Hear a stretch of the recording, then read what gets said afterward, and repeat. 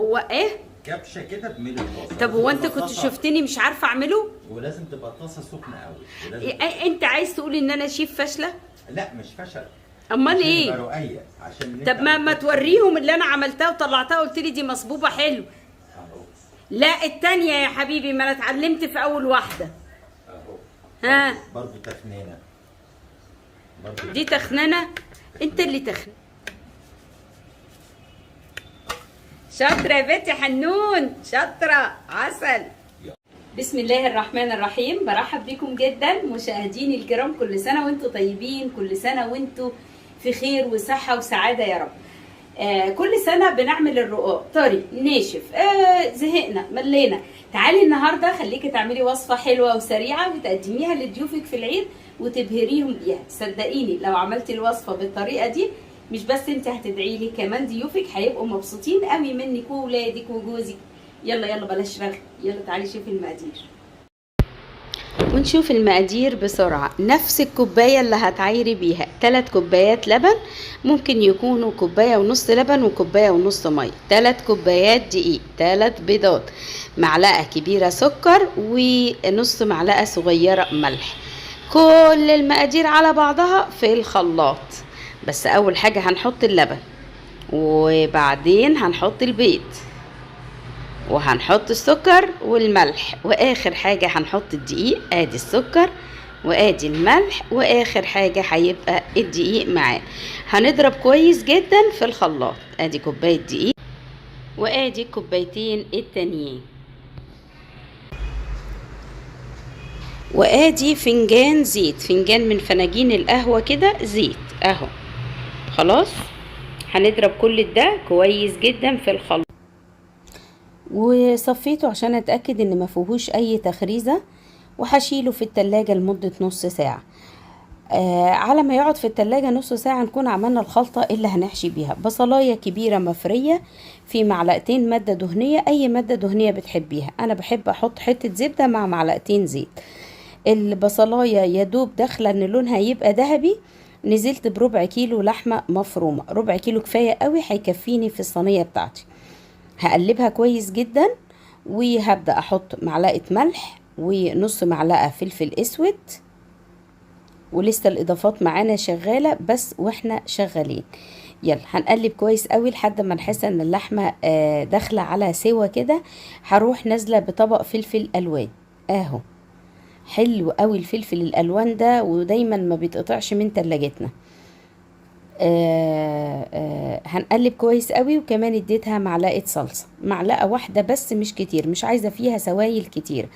استوت اللحمة بتاعتنا وكل الحاجات دبلت كده وبقت كويسة قوي. خلاص كفاية كده.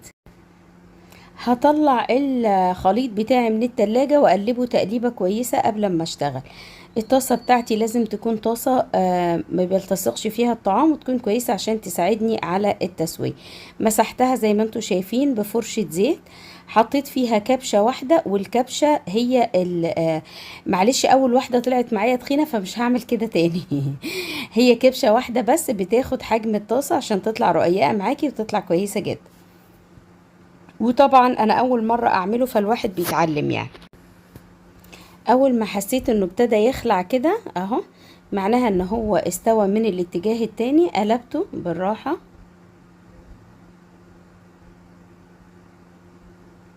حلو قوي اللون الفاتح ده. ولو عايزة يعني تحمصيه شوية عن كده، هو مهما حمرتيه بيبقى طري. خلاص نبدأ بقى. بتعمل ايه؟ بعمل كريب.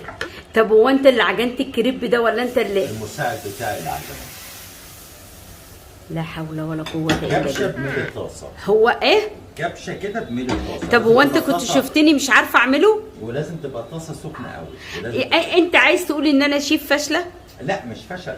امال ايه؟ يبقى رقيق عشان طب ما توريهم اللي انا عملتها وطلعتها قلت لي دي مصبوبه حلو. اهو. لا التانية يا حبيبي، ما انا اتعلمت في اول واحده. اهو. ها برضه تخنينه. دي تخنانه؟ انت اللي تخنان. الله يسامحك. غلطتي. عشان هو طب اهي لازقت منك، لو شاطر طلعها.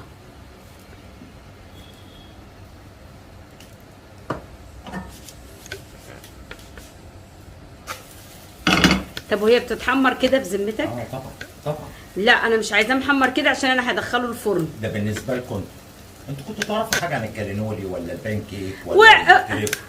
ايه هو الفرق بين الكالينولي؟ ده السؤال ده للساده المشاهدين العظام اللي عندك. الفرق بين الكالينولي والبان كيك والكريب. انت هتهزر؟ ولا طلعتوا لي حاجه اسمها كريبيانو؟ خربتوا المهنه على راي السيد الرئيس السيسي، خربتوا بقيتوا كلكم مطابخ. انما في حاجه اسمها ايه؟ في اللون الغامق يبقى تحت، اللون الفاتح يبقى فوق. يا هانم يا اموره، الطاسه تبقى سخنه، ناخد الكبشه نعمل كده ونقوم لافين كده الطاسه كده وندننا. انا عايزه افهم، انت دخلت لقيتني شغاله ولا لا؟ ما احبش الشغل الغلط يا بت. ايه؟ ما احبش الشغل الغلط يا بت. يا ايه؟ عرفت يا سياده الريس ليه عاملين برامج مطابخ كتير وطبخ كتير؟ عشان المفتي اللي بيقعد يفتي. انا بفتي، مالكش دعوه بيا. عم المفتيين اللي يقعد يقول لك مش عارف ايه ناجحين يا حبيبي وفاتحين قنوات. والله لو عليكم بتوع اليوتيوب زي الفل. وطبعا كالمعتاد خليته عمل وحدتين وزقيته، وانا اللي اشتغلت الباقي كله الحمد لله عشان انا بحب اتدرب. طيب احنا هنشتغل على الناحية اللي لونها احمر دي، هي اللي هنحط عليها الحشو. ادي اللحمة المفرومة اللي احنا عصجناها وظبطناها، وعليها شوية جبنة موتزاريلا، اي جبنة بتحبيها، جبنة رومي، جبنة ماكس، شيدر، اللي يعجبك حطيه.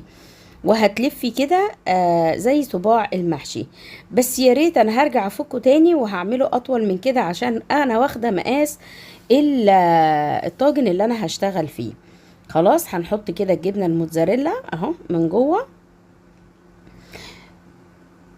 هنلف كده على الحرف زي ما قلت لك. طبعا انا هرجع اعيد ده كله وهخليه اطول من كده لان لقيته ده صغير على المقاس اهو. عملته كده زي ما انت شايفه عشان يبقى حته واحده ما يقعدش يلق في الطاجن. الخطوه الاخيره اللي هنعملها فيه ان انا هجيب فرشه، ممكن يكون معلقتين كاتشب على معلقتين ميه، او معلقتين صلصه على معلقتين ميه، تلميعه بس كده عشان يحمر معايا بسرعه. الشيف قاعد يقول لي لا لازم تسقيه، لازم يا عم انا مش عايزه اسقيه، انا حره، ما كل واحد له طريقته في الشغل. انا عايزه الصوابع تطلع متماسكه كده. وادي اخر شويه جبنه موتزاريلا من على الوش اهو. هندخله الفرن على درجه حراره 200. الباقي معايا كام واحده مش حاسبهم اهو في الفرن يا جماعه على الارضيه. هعمل بيهم ايه؟ هعمل بيهم انا بصوا بعشق الكريب ده الحلو بالشوكولاته او بالمربى، بس مش هاكل بقى انا هدوق بس يعني. لقيت عندي معلقتين مربى فراوله على معلقتين شوكولاته نوتيلا، خدت كل 2 عملتهم حاجه اهو، وعلى نار هاديه كده في الطاسه يقرمشوا يبقوا كريسبي كده، ومن جوه تحسي صوص المربى بيسقط كده مع السخونيه. يا قلبي يا قلبي على الجمال والله العظيم، كانت حاجه تحفه. وهي نفس الوصفه عملنا منها حلو وحادق. حنونه انت حاطه فيها ملح؟ لا عادي طعمها حلو ما تخافوش. وادي بالشوكولاته النوتيلا، طبعا الخامات دي بتاعت الشيف محمود، هو بيجيب خامات كتيره وبيحطها في البيت عشان شغله في القناه بتاعته وكده، وانا ما بشتريش حاجات وباخد حاجته اشتغل بيها عادي يعني مش اشكال. اهم دول 2 بالشوكولاته و2 بالفراوله، مربى الفراوله، حاجه كده تحفه تحفه تحفه. يلا كده خلص اللي في الفرن نطلعه لانه ما خدش حوالي تلت ساعه على ما خلصت دول.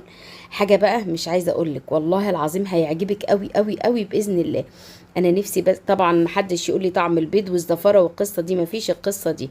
انت بتاكلي كده حاجه مش قادره اقولك، وكمان بتقدمي لضيوفك في العيد حاجه حلوه قوي بدل الرقاق لو مش ناويه يعني. مش كل يوم هنعمل صينيه رقاق اهو، فهيعجبك باذن الله باذن الله. جربيه وهيعجبك. ننده بقى الشيف صاحبنا ده يدوق ويريحنا من المشهد. المشهد ابو 20 جنيه ده. هتدوق الحلو ولا دوق الحادق؟ بسم الله الرحمن الرحيم. اهلا بكم. طبعا انزل السكينه عشان عيب. هي قالت لي تعالى انا عامله لك عشاء حلو ضاني وممبار، يعني انا بحب الحاجات دي والكوارع. فببص لقيت ده بتقول لي ده ممبار. ما انت يا عم انت اللي عامله، ما انت اللي مسويه، ما انت خلاني مش عارفه اقول بقى يعني. ها دوق. حطيه هنا كده. حطيته. اعمل بقى فيها اتيكيت وكل بالشوكه والسكينه. اللحمه دي ما خلاص عشان شبعت من الموضوع ده، بس باكل بايدي اليمين. حلو جدا بالامان وربي. يس. طبعا هو حلاوه الزعتر اللي فيه وعبير بتحبه. حلاوه الزعتر يعني الصنعه كلها ما فايته يا ابني، كلمه شمال وكلمه يمين. والله العظيم والله ما باكل بالشوكه والسكينه، بس عشان مره قلت لكم انا ابن بلد فما تبقاش قصه ويبقى انا بحببكم فيا، لا. اعمليها هتعجبك جدا باذن انا الله. بحب اكل زي حبيبي حبيبي حبيبي بايديا. اوعى. يلا باي. بتمنى تكون الوصفة عجبتك، وبتمنى اكون بسطتها لك وقلت لك انها سهلة وبسيطة. السلام عليكم ورحمة